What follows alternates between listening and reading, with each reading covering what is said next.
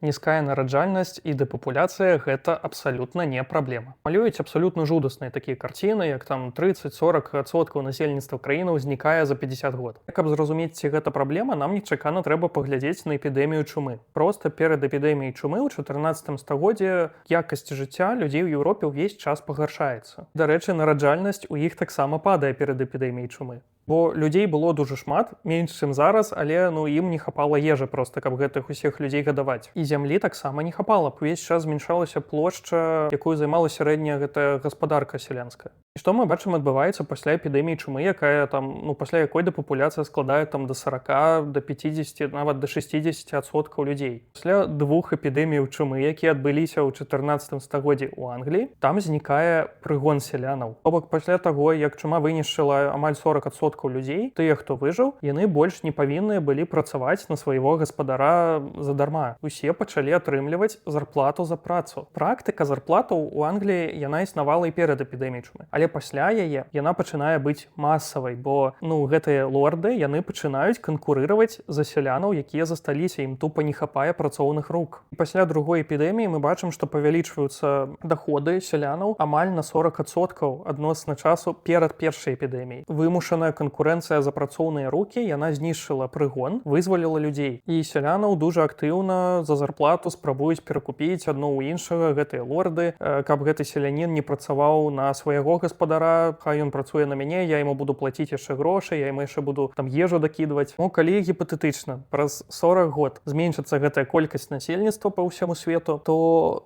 мабыць, гэта будзе праблема перш за ўсё для пенсіянераў і для карпарацыяў. Змогуць больш бядовыя карпарацыі за мінімалку рабіць 4 раунды інтэрв'ю, патрабаваць 10 год досведу за гэта ўсё. Больш не змогуць, прыйдзецца ім прыдумляць бядовым карпарацыям нейкія шляхі, як рабіць працу людзей больш прадуктыўным і плаціць зарплату, каб канкурыраваць за тых, хто там застанецца на працоўным рынку. Тут вы можаце падумаць пра эміграцыю. Не турбуйцеся, нараджальнасць змяншаецца па ўсім свеце, у тым ліку ў бедных краінах.